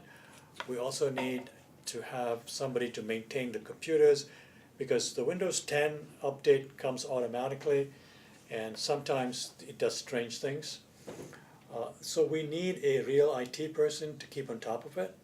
So hopefully we have something in the budget, that what's in the budget should be adequate.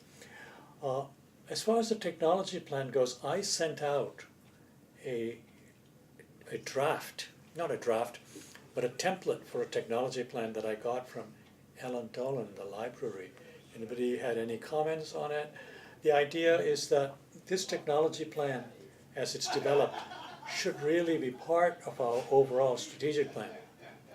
Because technology is not something that, like the 4 computers that are sitting out there, it's not something that it's not a one-shot deal. You gotta keep improving, updating, and doing things like that. And getting people involved in using it. So we need to have a technology plan in place for that. Now, as far as going on to the next topic, the security issues, I would like to point you towards an article that was in the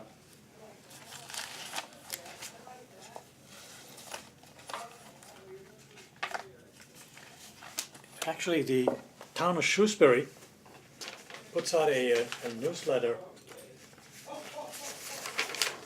called the Shrewsbury School Journal, this one. You may have seen this, but if you turn to, there is in this, where did I put it? You're missing part.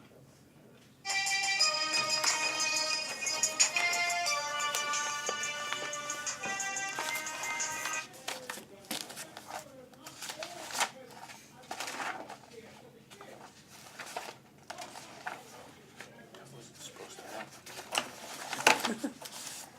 There's a whole section here on the security and safety updates at the school.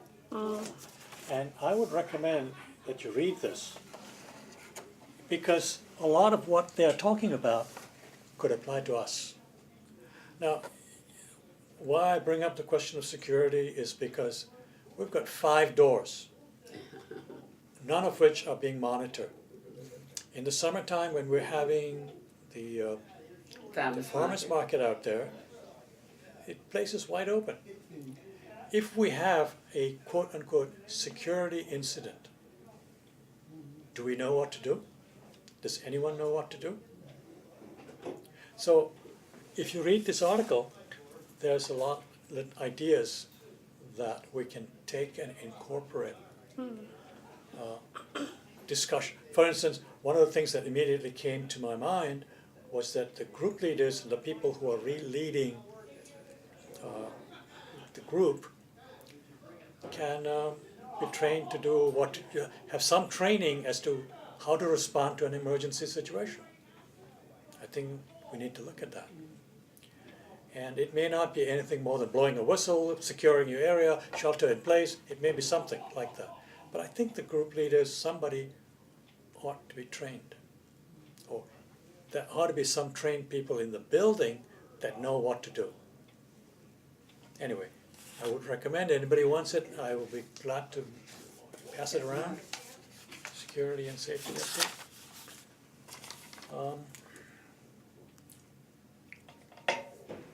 Now the rest is, I think we need the update from you, Sharon, regarding the coffee machine, signage. Most of these things, I'm gonna be talking about in my meeting this afternoon, with Public Buildings to hopefully get updates, particularly on the sound system, and the signage. Hopefully we can finally get those addressed and off our agendas. So, most of you will probably know before our next meeting, the outcome of that, but I'll report so viewers will know what the outcome was of that meeting too. But hopefully, everything will be going smoothly and getting these things resolved. I've also, just kind of jumping ahead a little bit to the Building Oversight Committee, I have the things that they've brought up that they would like to see addressed to bring to this meeting that I have this afternoon with Public Buildings too.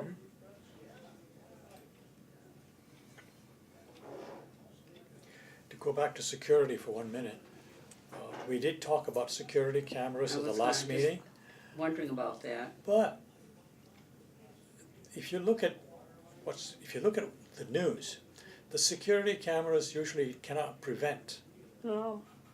something from happening. You'll see that, oh yeah, we played the security camera and we see this guy who robbed a convenience store. Okay, but didn't stop them from doing it. So security cameras, I think, are not the solutions in themselves.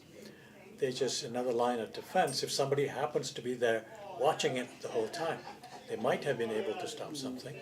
But anyway, please continue. No, that is, cause I know there was 2 incidents, this year where we had somebody get hurt in the parking lot, one out front and one in the back, where, the person's insurance company contacted the town and wanted to see video footage of the accident to see if, because obviously, there's a lot of insurance fraud. They wanna make sure the person truly did fall down on this property and what happened. And, we had to say, sorry, we don't have cameras set up. So it's not just inside the building, it's outside too, just for things like that, whether there's a fender bender or again, somebody falls or gets hurt in the parking lot. Unfortunately, like you said, there's nothing that can prevent it from happening, but in that regard, hopefully it will help reduce liability and things of that nature for things that, you'd hate to see somebody fall at home and then say, oh, that happened at the senior center parking lot, and we'd have no way to prove that it didn't. So I think finding out where the town is as far as trying to move forward with that, because I know that's something that they do hope to have eventually is, And will the town pay for those? yeah, because that's all under, I That's don't what even I know if thought. it's under IT, or if that's under a different initiative, but, because again, I know John Covey did got quotes, he went for every public building and right, looked at, right. they had a security person come in and write up a proposal on what would be involved, so, but, I think staying in the loop on it Well, will be important. John came up with some numbers, but unless it's in this year's budget for under IT, I don't know if it is. Do you know if it's in this year's IT budget? I don't know yet Yeah, either. we don't, because he's doing all the municipal buildings, not just us. Right, because the system would all be tied in together, however, whatever they had set up, it would likely be purchased all through, one thing. And I know they were also looking at, I forget what they call it, keyless entry. They've moved to that over at the town hall, where they have like the, Swipe back, yeah. And I know that was another thing that John Covey was looking at for all the public buildings, so that there would be, again, any type of town-owned property, you'd be able to see who was getting in and out of the building, be able to track cleaning people, service people, come in to do work on something, whether it was painting, servicing, the boiler or something like that, that you can see when that person came, when they left, did they really put in the hours that they said they did? Whereas again, right now, there's no way to track any of that. Whereas if, there's a lot of other benefits to having that type of monitoring system. Again, not just for security, but accountability and liability too, so. So we'll see where he's at with all of that. Back to the Building Oversight Committee, do you have their report?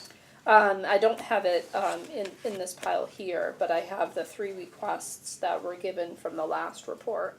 Okay, and what's the latest on those 3? Those are the things I'll be bringing over to our meeting this afternoon, Oh, all right, so, because they were really wanting and complaining about the fact that there is only one trash container out there, and it certainly isn't enough to handle the amount that, of the volume that comes out, absolutely, yeah. absolutely, and, you know, and that's a problem, and how do we go about getting another one? Right, and should it be the senior center's cost, you know, when it comes to garbage, cause typically garbage and recycling is under, you know, the public And so how do we buildings. find that out? That's another thing I'll be bringing up at the meeting today, so basically anything that has to do with the facilities, trying to get clarification on, you know, who's responsible for that and how do we move forward with that to get those things resolved. And will you get that answer back to the building oversight committee so that they'll know the answer? Oh, yes, yeah, Yes, one of the things we had talked about several months ago was the disposal of food waste. Yeah, Is that yeah. still item still open? as far as I know, that seems to Yeah, be subsided. working okay, Yeah. yeah. Well. You've heard differently? Yes, yes. Okay. Yeah. Okay, Perhaps Because- you could add that to your Yeah. afternoon meeting list. yeah, Because they Disposal really felt of- that an industrial garbage disposal was needed for the amount that they were trying to dispose of. And, Well, you should, let me bring you up to date on that. It turns out that that facility we have is considered a meal site and not a kitchen. right, So as a result, the equipment there is not industrial grade. To have it industrial grade, you'd have to change the plumbing. And you have to change the electrical wiring, change all kinds of stuff to put it industrial grade. One of the things I had looked at was that a company like Waste Management will pick up your industrial, your food waste, because that's recyclable, it's biodegradable. They'll pick it up, they'll provide a separate container. I did speak to Kristen about that, and then you contacted them, and then. oh, yeah, that's yeah. interesting. Yeah. So So- what's the outcome? I have been playing telephone tag with those folks and I don't know, it seems like, again, it falls back under waste removal in general, so that's on my list today too.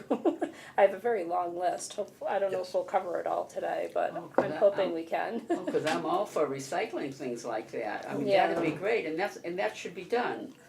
I didn't know that there was such a Yeah. company that would, Yes, this was several months ago that I looked into it.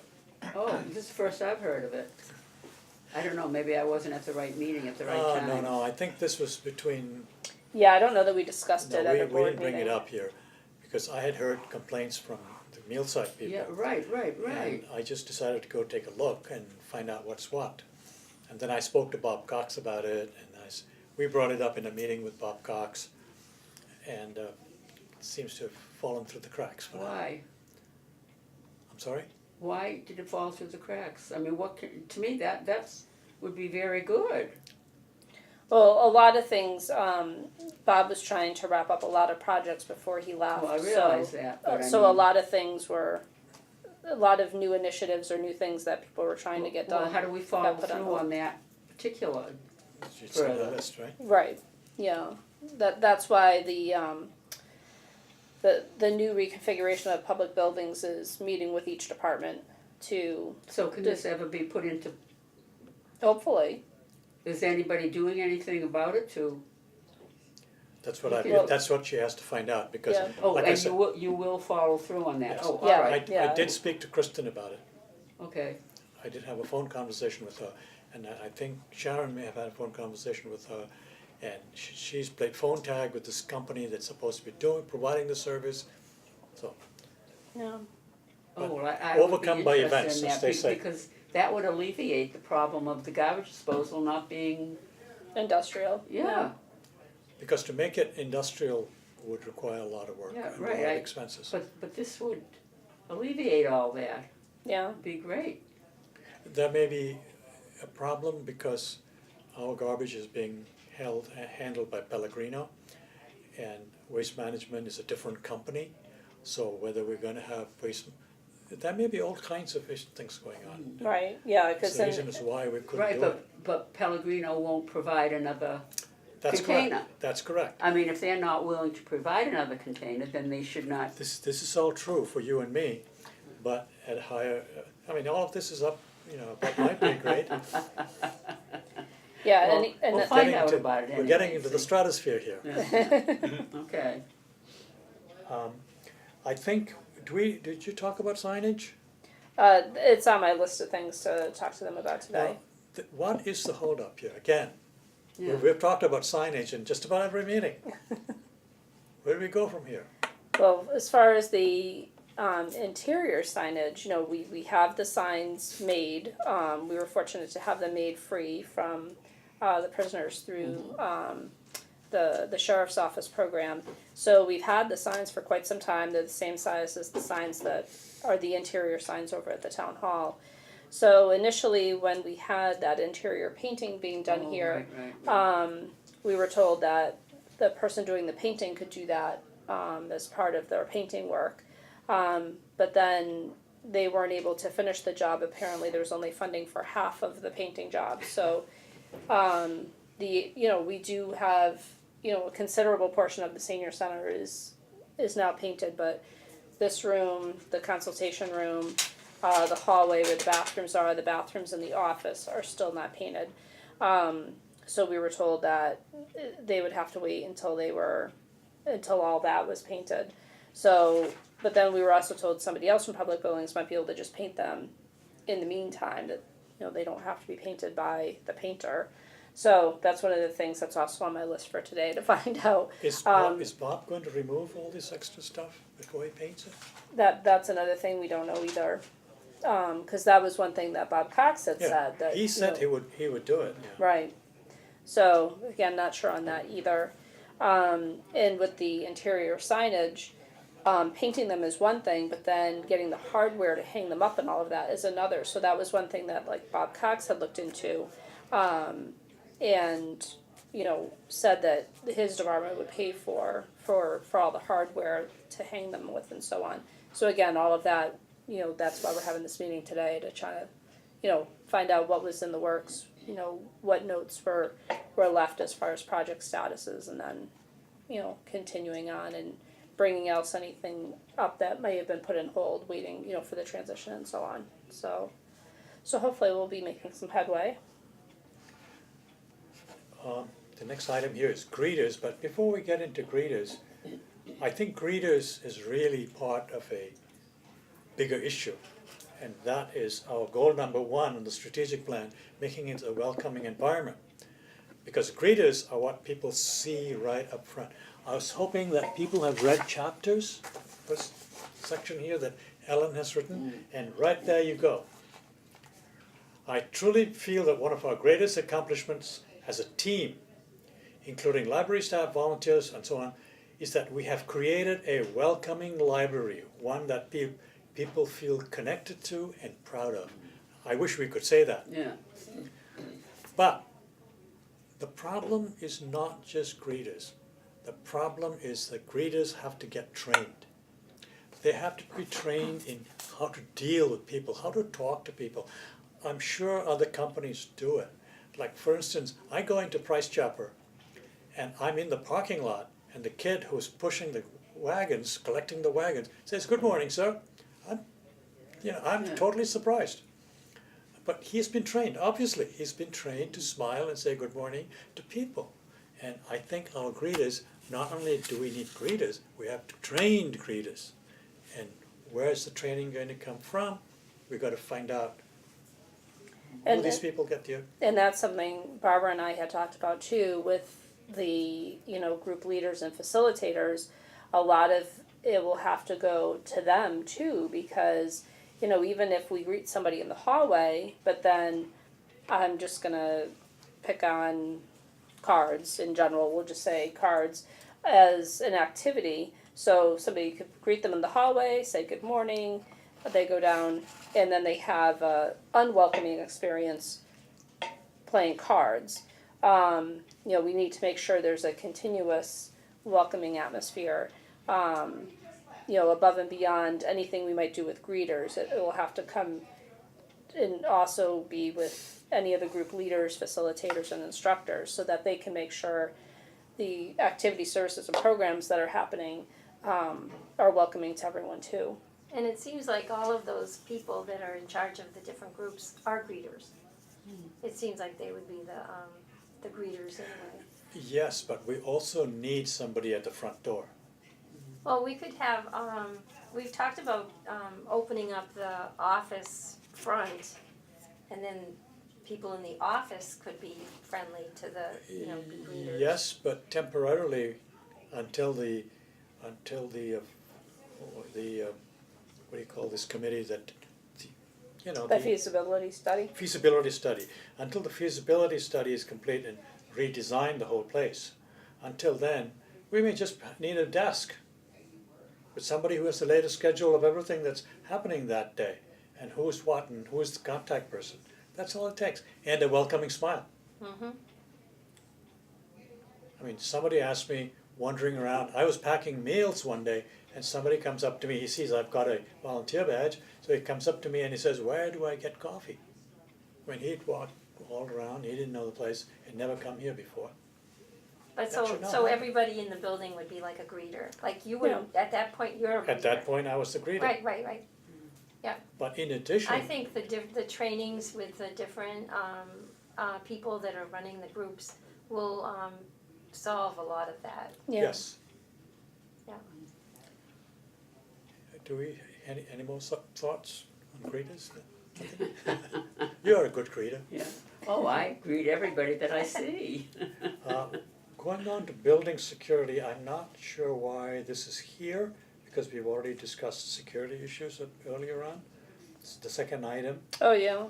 so this may be redundant, Hmm. but this brings up an interesting question. Do we need building security? I mean, it's security of the individuals that are people who are in here once the place is open, but when the place is closed, do we need additional building security, or do we get some kind of building security through the town buildings? Do we?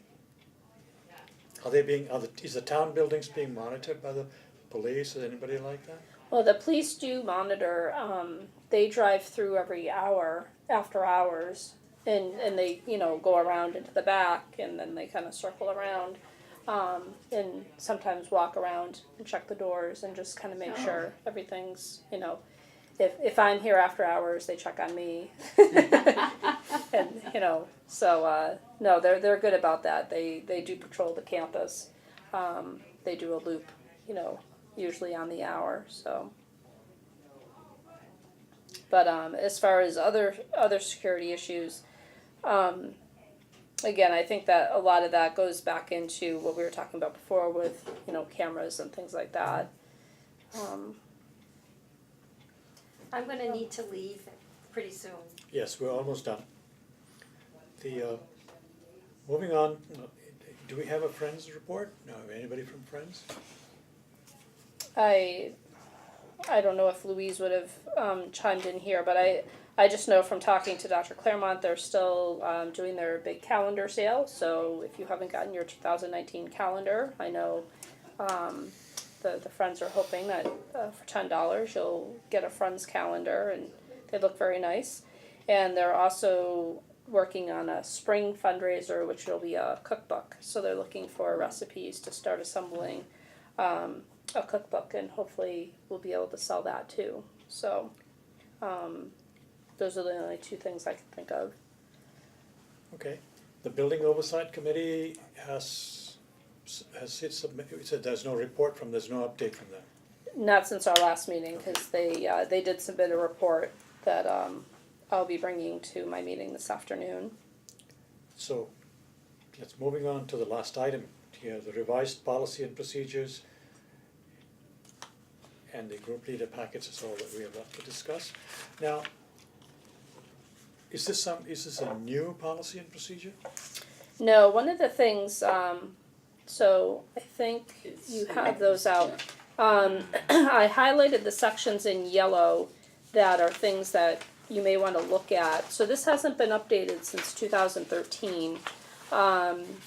We typically always had it hanging, where we post notices near the bulletin board. But some of the things that have come up, as of late, they're, as far as things that are put on the bulletin board, issues with group leaders and things like that. If we want to change anything, obviously we want to have things to fall back on to back it up, and that would come from our policy and procedures. So, Should we move this action to the next meeting after the people and the members have had a chance to review it? yes, I just wanted to explain, that I've highlighted the parts that to me tie into some of the things that we had been talking about. So, but certainly any parts of the document, if we're gonna update it, take a look at the whole thing. But the parts in the highlighted sections are, things we probably wanna pay particular attention to. I'm sorry.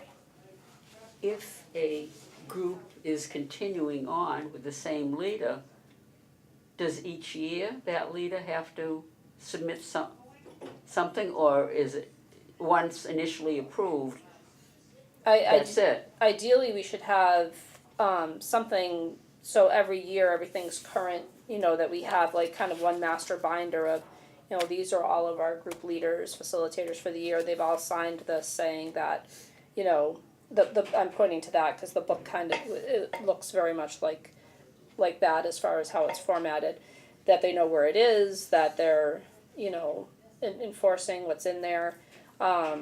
So I still am, again, our focus has been tallying up the surveys, but I still need to get each of you what those packets look like, which contains the policy and procedures. So Okay. again, if we're hoping to meet with everyone early in the year, we'll want to make sure the policy and procedures are up to date, because that's a part, we'll want to explain that that's changed. So do you, I'm saying you, I mean, or someone approach the group leader each year to let them know that they have to update? I mean, It's varied, because, it's typically been our volunteer coordinator that, has that contact with the group leaders and facilitators.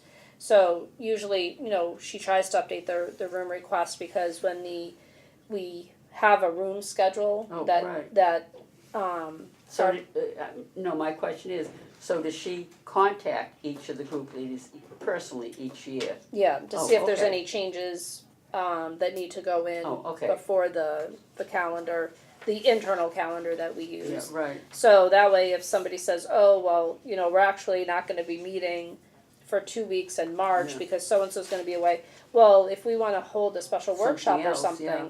that room will be open, we could plug something in there. So she tries to put a whole master template together for the year of all the room schedules, so. well, that makes sense. We build that off of what we get from the group leaders, so the things that are fixed, are all scheduled in there from the get-go.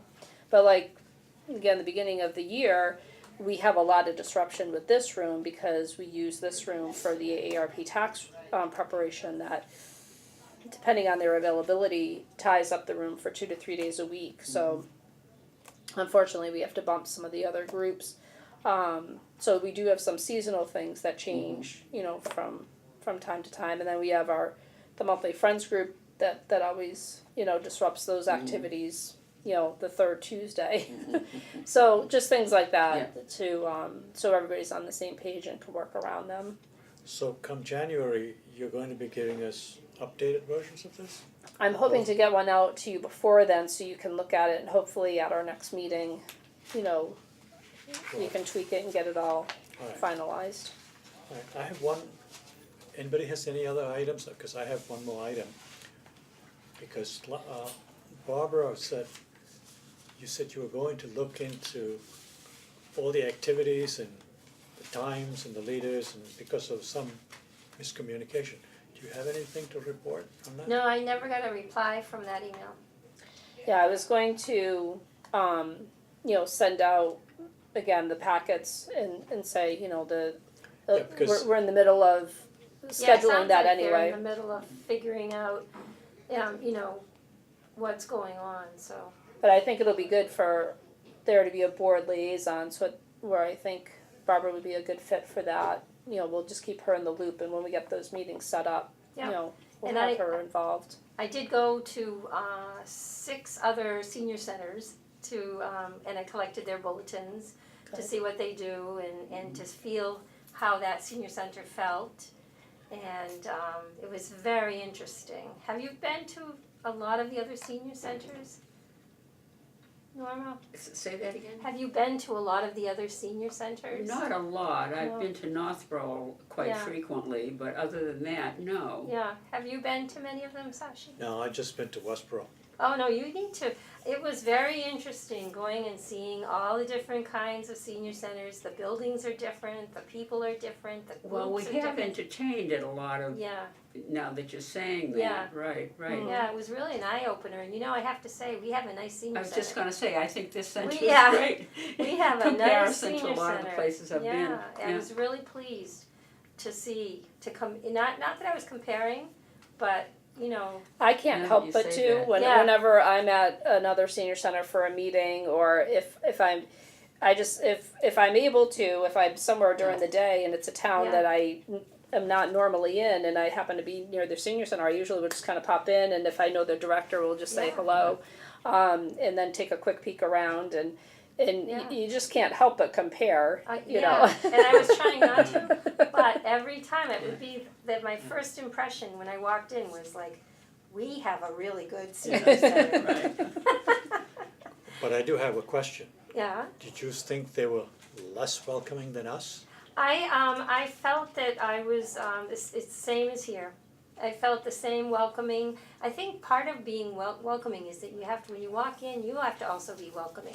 You have to be positive too. Well, When you you walk see, in. I have to take exception to that, because when you are a senior and you walk into a place like that, they're anxious, Yeah, well, they're I think nervous, they're we're gonna working on that. confront the people Yeah. they don't know.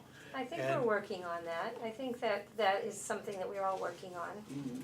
So, yeah. I would recommend you go and visit some of the other senior centers, just to get a feel for what they're like. I would really recommend that. I went to Northborough, Westborough, Grafton, Millbury, Auburn, and I didn't make it to Worcester, but I'm planning on going to Worcester. And you really would your eyes would open. Have you been to any of them, Cliff? Other than that one meeting we went to out. That was Framingham. Yeah, And they're an accredited senior center, Yes. so that they're the closest ones to us that are accredited by NISC as a National Senior Center of Excellence. Yeah. So, And all that I really could observe was the facility. I had no idea what was going on Well, if there are no further issues, I'd like to adjourn the meeting, but I don't have a gavel, so. here. So I guess we're stuck here. Oh no, Somebody wanna bring in lunch? my friends will not be happy. Anyone wants to? I move that we adjourn. You could tap this. I second that. I can grab it Meeting for is you adjourned. over there. Declared done. You did a good job.